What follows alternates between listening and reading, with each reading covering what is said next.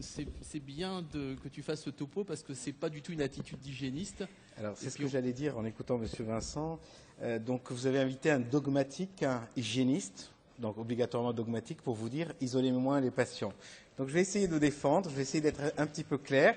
Alors quand même, pour ne pas choquer mes collègues hygiénistes, j'ai osé rajouter un petit point d'interrogation pour qu'on ne dise pas que dès le départ, je pars sur l'idée qu'il faut moins isoler les patients.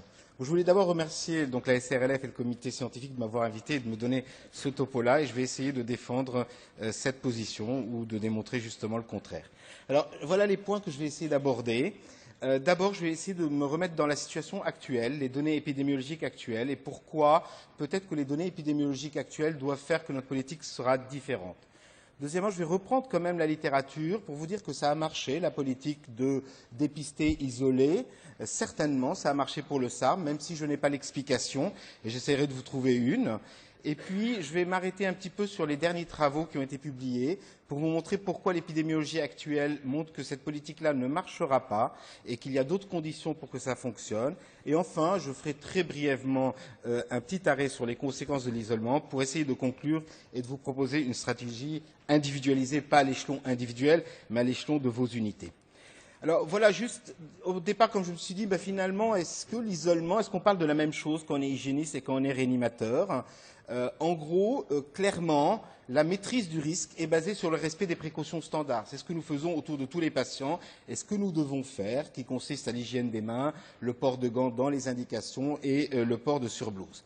Quand on parle d'un isolement, je ne sais pas très bien si on parle de la même chose, parce que l'isolement peut être tout simplement la chambre individuelle associée aux précautions standards, ça peut être la chambre individuelle associée à des précautions complémentaires contact, ça peut être la précaution complémentaire contact sans chambre individuelle, et puis pour les plus intégristes, ça peut être des précautions complémentaires qui consistent à faire le port systématique de gants, le port systématique de surblouse, et puis pour encore les plus puristes, c'est le rassemblement des patients et ou des soignants dans une unité pour que les bactéries multirésistantes circulent entre ces patients-là et ces soignants-là et que ça ne parte pas de l'unité A à l'unité B.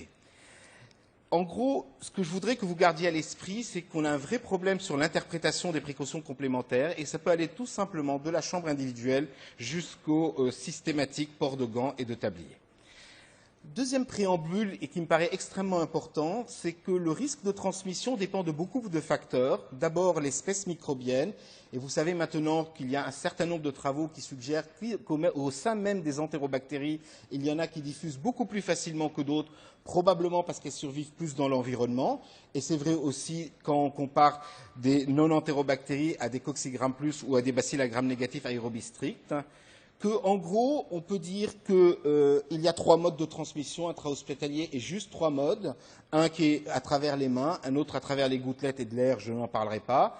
Et puis que pour que vous puissiez transmettre une bactérie d'un patient A à un patient B, ça peut être soit directement grâce à vos mains, soit indirectement à travers l'environnement, mais toujours grâce à vos mains.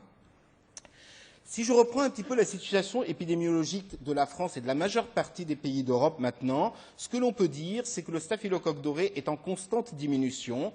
C'est vrai pour l'Angleterre, c'est vrai pour la France, je ne sais pas si c'est vrai pour la Belgique, mais en gros, le staphylocoque doré restant à la méticilline ne nous pose plus de problème, alors même que vous voyez bien ici que ce qui nous pose des problèmes, ce sont les bactéries résistantes aux céphalosporines de troisième génération, et notamment les entérobactéries. Pour être le plus honnête, BLSE, pardon. Pour être le plus honnête possible, cette diminution des staphylocoques dorés restants à la méticilline est due à deux choses. L'introduction certainement des solutions hydroalcooliques et l'amélioration de l'hygiène des mains, et à ce qu'une partie de nous hygiénistes pense la mise en place de l'isolement des patients, au moins des patients porteurs ou infectés. Toutefois, et pour revenir, notre problématique actuelle n'est pas du tout les staphylocoques dorés restants à la méticilline, mais essentiellement les bactéries du tube digestif au sens large du terme, et notamment les entérobactéries, qu'elles soient sécrétrices de bêta-lactamase à spectre élargi ou qu'elles soient sécrétrices de carbapénémase. Et c'est probablement ce qui change un petit peu la donne entre les années, on va dire, 90 et 2000 et les années 2000-2020. Alors juste pour vous rappeler un petit peu la situation de la France et de l'Europe, c'est que finalement, quand on regarde, ce sont les dernières données de l'ECDC, si on regarde la prévalence de la résistance au sein des Klebsiella pneumoniae, vous avez à peu près aujourd'hui en France entre 25 à 50% des Klebsiella qui sont sécrétrices de bêta-lactamase à spectre élargi. Et pour les carbapénémases, on va commencer à s'approcher peut-être pas de ces chiffres-là, puisqu'on est pour l'instant à moins de 1%, mais regardez l'Italie, elle n'est pas loin, puisqu'elle est entre 25 et 50%. Et je pense que c'est une donnée fondamentale qui doit nous amener à réviser nos politiques de prévention du risque infectieux. Alors la question que je me suis posée, c'est finalement, si ça marche pour les staphylocoques dorés résistants à la méticilline, pourquoi ça ne marcherait pas pour les BMR, les BHR ou toutes les autres bébêtes? Alors la première question, c'est est-ce que nous avons des preuves formelles que l'isolement des patients apporte un plus dans la maîtrise de la diffusion?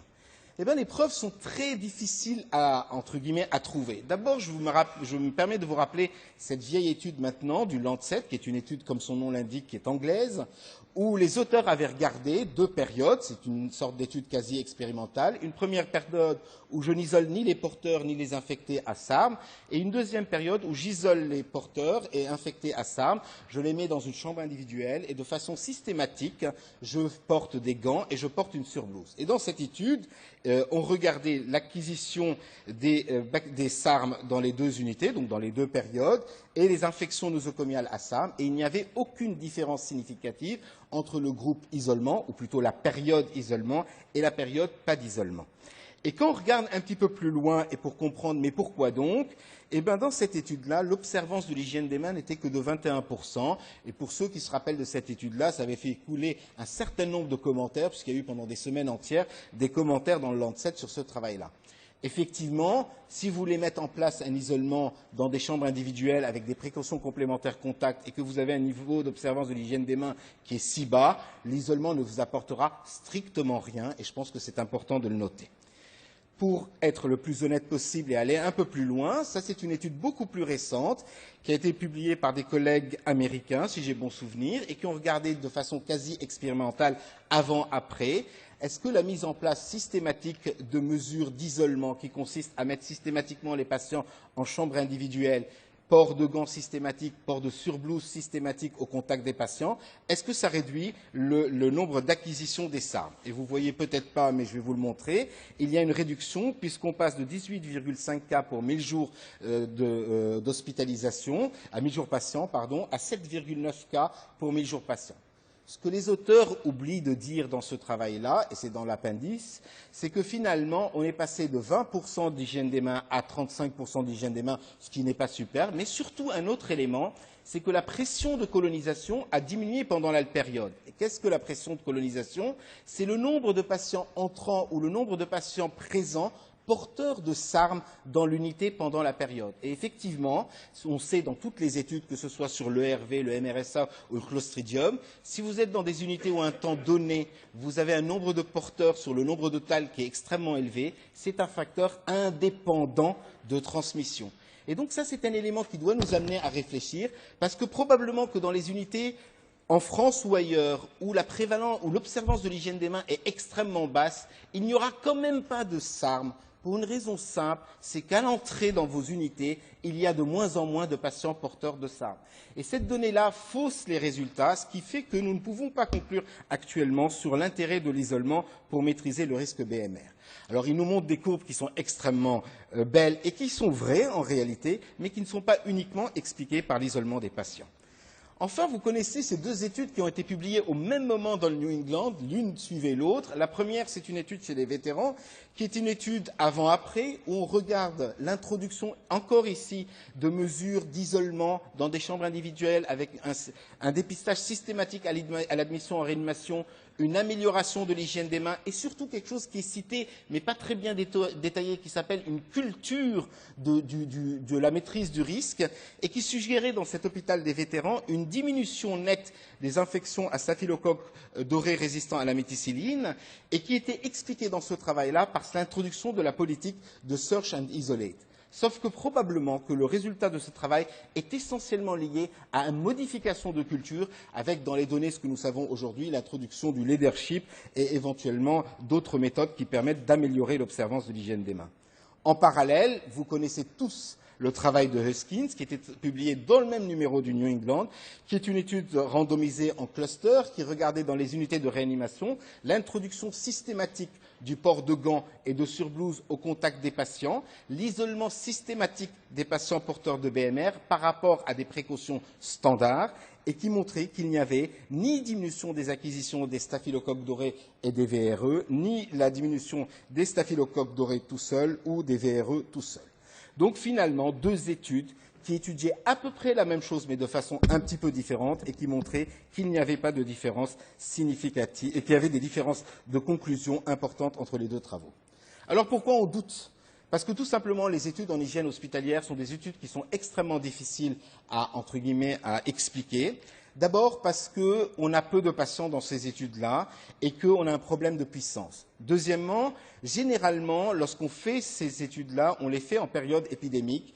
Et il est simple, dès que vous avez une période épidémique, il suffit que je vous signale qu'il y a une épidémie pour que dès le lendemain matin, vous fassiez mieux et que vous ayez déjà des résultats.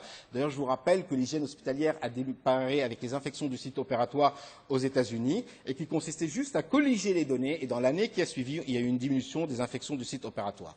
Troisièmement, on n'évalue pas une mesure. On n'a jamais évalué la chambre individuelle toute seule.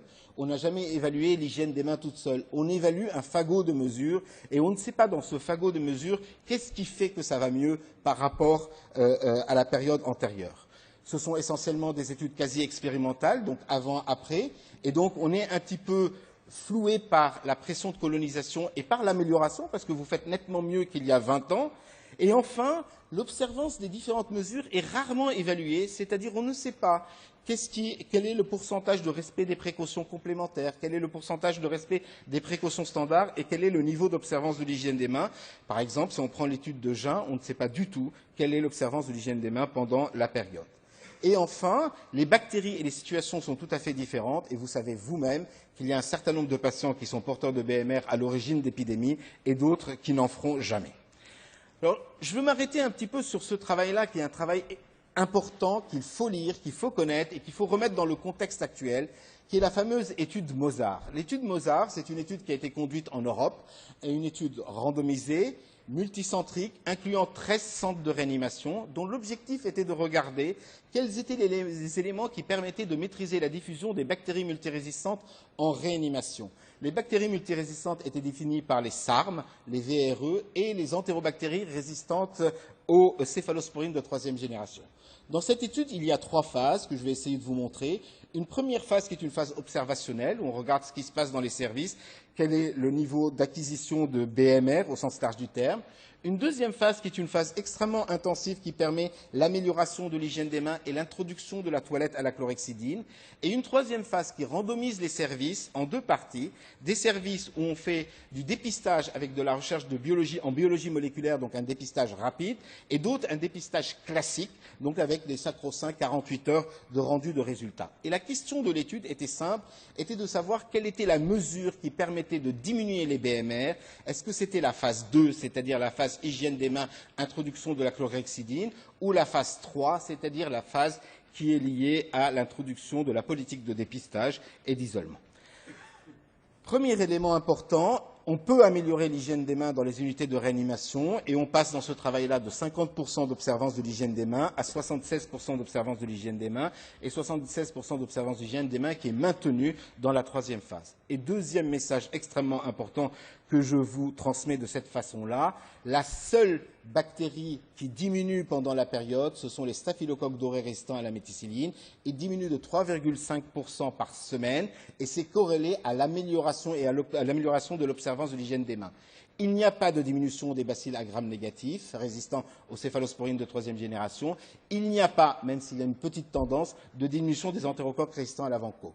2 remarques. La première, dans ce travail-là, on n'a pas du tout regardé le niveau on n'a pas regardé la pression de colonisation à l'admission. Donc, il est évident qu'en Grèce, ça doit être beaucoup plus compliqué de maîtriser les bacilles à gram négatifs qu'on va dire en Suède.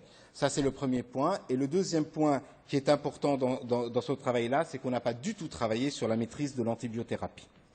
Alors, est-ce que l'isolement a un intérêt ? En fait, je pense que ça dépend de plusieurs facteurs. D'abord, le niveau d'observance de l'hygiène des mains, et je vous ai repris l'étude de Cepeda. Ne faites pas de l'isolement. Si vous avez 20% d'observance de l'hygiène des mains, ça ne vous apportera rien.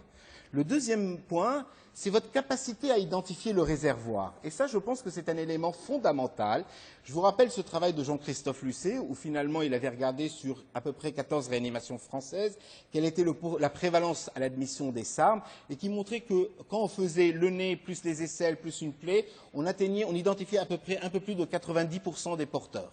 Et je vous rappelle que quand même, et vous avez la même expérience que moi, pour les entérobactéries résistantes, qu'elles soient carbapénémases ou BLSE, il y a un certain nombre de malades non négligeables dont vous faites le dépistage, ils sont porteurs à l'admission et vous ne les voyez pas pour une raison simple, c'est qu'il faut une certaine quantité dans les selles qui est probablement égale à 10 exposant 3 unités formant colonie pour que votre écouvillonnage soit vrai. Et ça a été un petit peu décrit dans l'étude de Friedman, l'étude israélienne, qui montrait qu'à l'admission, il y avait 8% de porteurs et dans les 2 jours qui suivaient, à peu près 16% de porteurs. Et s'il y a des collègues de l'HEGP, ils se rappellent le travail qu'ils ont fait où ils ont à peu près vu la même chose. On connaît un certain nombre de patients qui sont négatifs à l'admission et qui, après une dose d'augmentin, devient positif. Enfin, il y a un troisième rôle. Si l'isolement a un rôle important, c'est parce que peut-être que l'environnement a un rôle important. Alors nous, les hygiénistes, on adore publier sur l'environnement, parce qu'on n'a pas grand-chose à faire par ailleurs, et je l'ai fait aussi. Sauf que pour que l'environnement transmette, la bactérie ne va pas sauter comme ça. Il faut un vecteur, et le seul vecteur, généralement, ce sont les mains du personnel, même pour respect à certains collègues qui ont publié ici. Certes, il y a un rôle peut-être propre à l'environnement, et un patient qui rentre dans une chambre A après un patient X peut acquérir, mais la probabilité reste faible. Et enfin, la dernière question, c'est finalement, quand on parle des bactéries multirésistantes du tube digestif, quelle est la part liée à l'acquisition par transmission et quelle est la part d'acquisition qui est simplement liée à la pression de sélection antibiotique? Bootsma et les collègues de chez Mark Bonten avaient regardé dans un modèle épidémiologique, un modèle mathématique en 2007 et avaient suggéré que finalement, un peu plus de 30% des entérobactéries isolées dans les unités de réanimation étaient des entérobactéries qui étaient sélectionnées par l'antibiothérapie et non pas acquises. Nous-mêmes, nous avions regardé sur une cohorte d'enfants de pédiatrie à l'hôpital Necker enfants malades, dans le cadre d'une épidémie, nous avions regardé finalement quelles étaient les mesures qui permettaient de maîtriser la transmission des Klebsiella BLSE. Dans ce travail-là, nous avions fait, comme vous faites régulièrement, donc des dépistages hebdomadaires, des dépistages à l'entrée et à la sortie, et nous avons regardé l'incidence des acquisitions dans nos unités.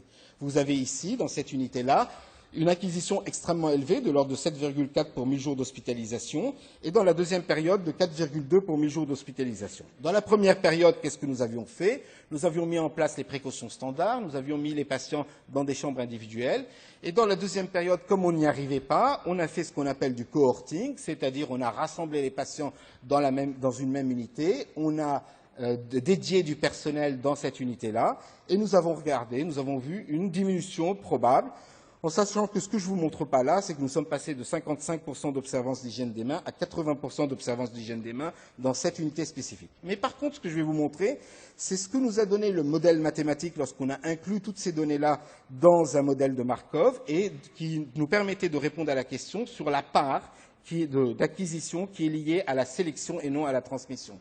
Et voilà la part dans les deux situations. Un peu plus de 50% des acquisitions étaient liées à de la sélection et non pas de la transmission. Et juste pour mémoire, dans ce travail-là, nous ne nous étions pas du tout occupés de la prescription antibiotique. Alors, est-ce qu'il y a certaines mesures qui sont indispensables? Je vais vous reprendre quand même cet excellent travail de Harris, qui est une étude randomisée en cluster où on évalue le port systématique du gant et de la surblouse dans la maîtrise et la diminution des staphylocoques dorés et des entérocoques résistants à l'avant-co. Et dans ce travail-là, lorsqu'on compare la période interventionnelle à la période contrôle, il n'y a aucune différence en termes de diminution des acquisitions de VRE et de staphylocoques dorés. Simplement, lorsqu'on fait la différence entre VRE et SARM, il y a une différence à la limite de la significativité pour la diminution des SARM si on porte systématiquement la surblouse et les gants au contact des patients dans les unités de réanimation. Je reviendrai sur ce travail-là. Pour finir, vous savez comme moi que l'isolement a des conséquences qui sont difficilement mesurables, qui ont été mesurées à peu près dans 17 ou 18 travaux.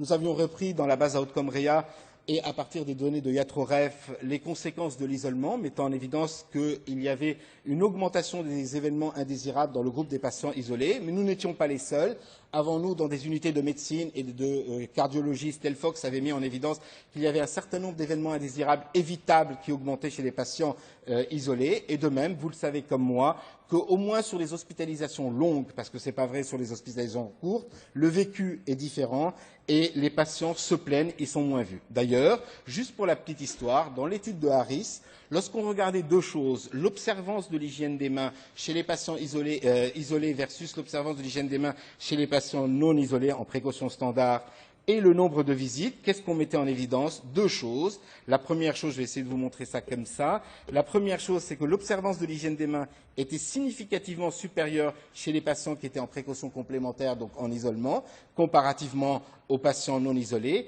mais essentiellement à la sortie et non pas à l'entrée. Et deuxième élément, c'est qu'ils étaient moins vus et de façon significativement moins vus lorsqu'ils étaient isolés. Et je pense qu'en réanimation, ça peut poser de problème, alors que dans d'autres services, probablement pas.